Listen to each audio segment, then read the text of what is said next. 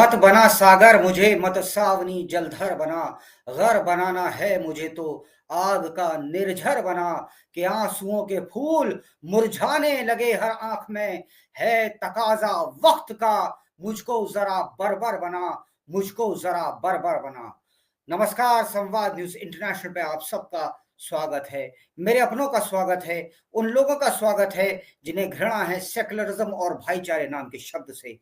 मैं काफिर बुत परस्त राम भक्त राष्ट्रभक्त संकेत चतुर्वेदी आप सबका आज के कार्यक्रम में स्वागत करता हूं। और कुछ लोग जो सो रहे हैं उन्हें जागृत करने का प्रयास करता हूं।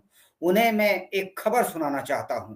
खबर है कश्मीर में 26 पर्यटकों की आतंकवादियों ने हत्या कर दी।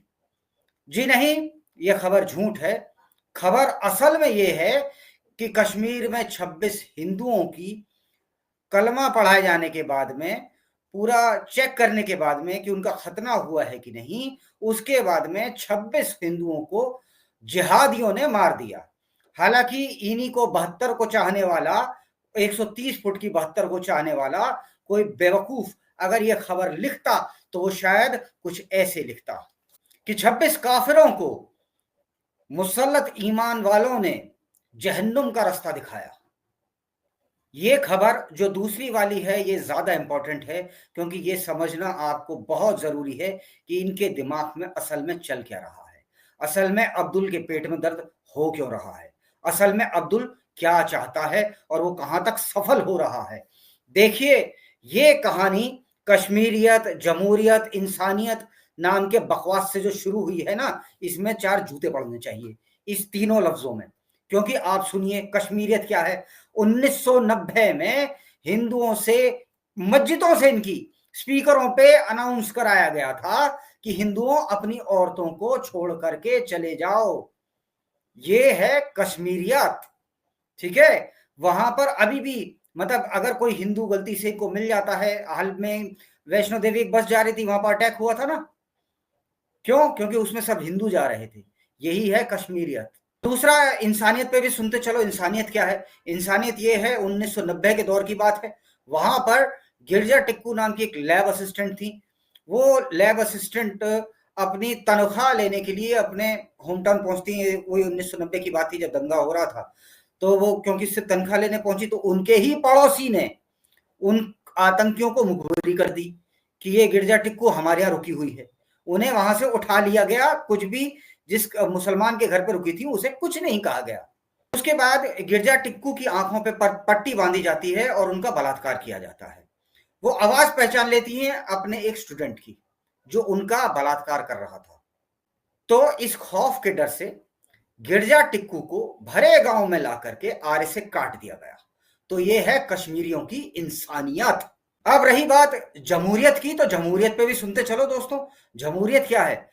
महबूबा मुफ्ती ने कहा था कि हमने एक तरफा सीजफायर करा दिया था गवर्नमेंट ऑफ इंडिया से रमजान के पाक मुकद्दस महीने में। इसका अर्थ क्या है? कि वो गोली नहीं चलाएगा, लेकिन हम चला सकते हैं जब हमारा मूड आएगा। समझ में आई? ये इनकी जमहूरियत है। ये इनके द्वारा चुने हुए नेता हैं। इनके द्वारा चुना हुआ, जमहूरियत के द्वारा चुना हुआ इनका नेता और कौन सा है? अब्दुल्ला, शेख अब्दुल्ला, जो हमेशा कहता रहता है कि अरे भाई, हमें तो पाकिस्तान से बात करनी पड़ेगी, हमें तो पाकिस्तान से बात करनी पड़ेगी। 15 लाख आ गए क्या? ये इनकी जमहूरियत है। 15 लाख से याद आया, हमारे यहाँ एक अजीब व गरीब इकोसिस्टम बना हुआ है दोस्तों। तहव्वुर हुसैन राणा मुंबई अटैक्स का जिम्मेदार था, मास्टरमाइंड था। पकड़ करके भारत लाया गया। तो सेकुलरों के पेट में क्या क्या दर्द है। एक सेकुलर है, उसका नाम है विवेक जिंगपिंग। कहता है कि तहव्वुर हुसैन राणा को शायद, मतलब उसको कंफ्यूजन में है, उसे पता नहीं है, शायद उसको स्टमक का कैंसर है, इसलिए उसके संग जोर जबरदस्ती ना करी जाए, उसके संग थोड़ी खातिरदारी ना की जाए। क्यों भैया, तेरा दामाद है, क्यों नहीं करें खातिरदारी? 180 लोगों को मारा था। हमारे तुकाराम जी ने, सिर्फ एक लाठी उनके पास थी, उन्होंने आमिर कसाब को, जिसके पास में AK-47 थी, उसको पकड़ लिया था। और आमिर कसाब के हाथ पे क्या बंधा था? भगवा कलर का धागा। ये दिखाने के, आइडेंटिटी वगैरह सब कुछ वही थी। अगर वो जिंदा नहीं पकड़ा जाता ना, तो आज तक हम ये भगवा आतंकवाद ही पढ़ रहे होते। तो ऐसे जिन्होंने आपको भगवा आतंकवाद बताया, वो अब आपको क्या क्या पढ़ाएंगे? वो पढ़ाएंगे शांति, वो पढ़ाएंगे संयम, वो आपको पढ़ाएंगे एकता, वो आपको पढ़ाएंगे भाईचारा। अरे भाई, अब मैं आपको कुछ शांति की जहां तक बात है, शांति को तो उठा के ही ले गए। शांति हमने देख तो ली, हम फिर मरे। अब क्या करें? हम शांति से काम लें। अब इसके बाद में हमें दूसरी क्या चीज पढ़ाई गई? एकता, एकता, भाईचारा। ये कैसा भाईचारा है?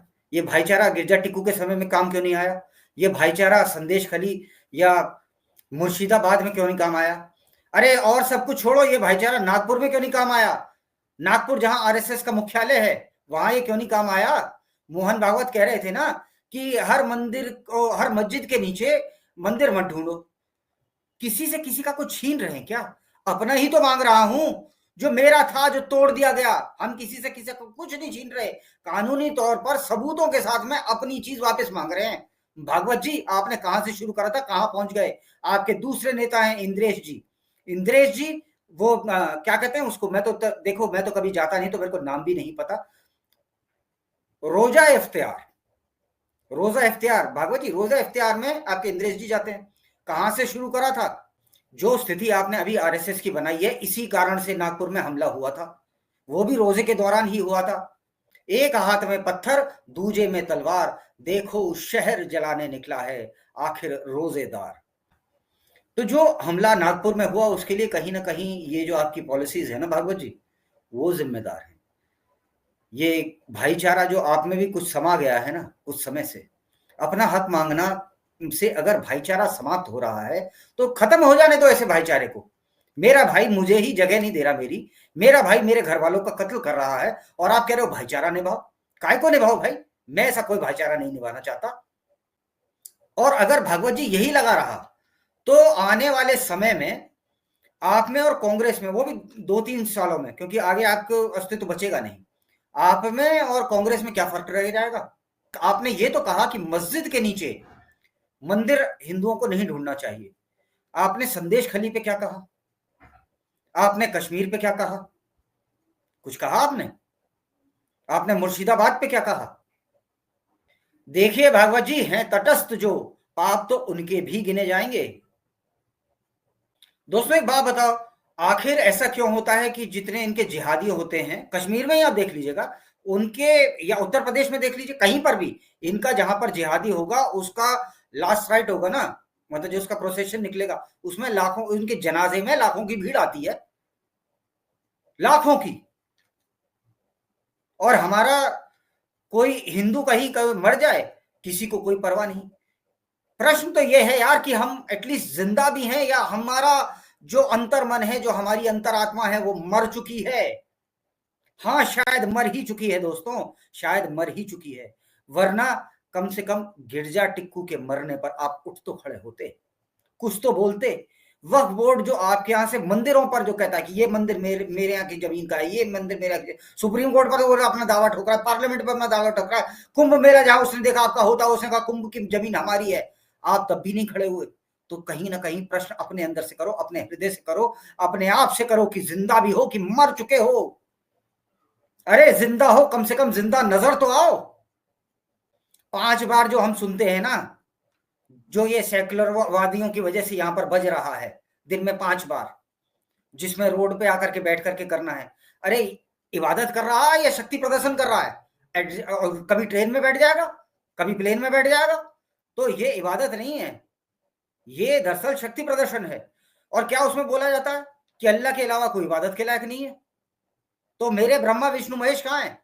फिर कोई नमाजवादी, माफ कीजिएगा समाजवादी, आकर के कहने लगता है टेलीविजन पे कि हनुमान जी जो थे वो मुसलमान थे, जैसे जीशान, कुर्बान, मेहरबान, तो हनुमान ये हमारे में से नाम है। हेट स्पीच नुपुर शर्मा जो बता रही है, जो कुरान में लिखा है वो बता रही है, तो वो हेट स्पीच में है कि माफी मांगो फिर मांगो। लेकिन नेता ये कह रहा है कि जीशान और मेहरबान, कुर्बान, हनुमान सब एक से हैं, तो मतलब मुसलमान है हनुमान जी, तो ये हेट स्पीच नहीं है। हमारी हिंदू की कभी भावना आहत होती है कि नहीं होती है? भारत में जो पहला आतंकी, इस्लामी आतंकी आया था ना, उसका नाम था मोहम्मद बिन कासिम। मोहम्मद बिन कासिम जब आया था, तब तक अफगानिस्तान से लेकर के बांग्लादेश तक पूरा हिंदू बेल्ट ही था दोस्तों। तो कश्मीर भी उसका कोई अपवाद नहीं है, कश्मीर भी हिंदू ही था। अब कोई अरब से आकर के आप पे तो हमला नहीं कर रहा। अब आप पे हमला कौन कर रहा है?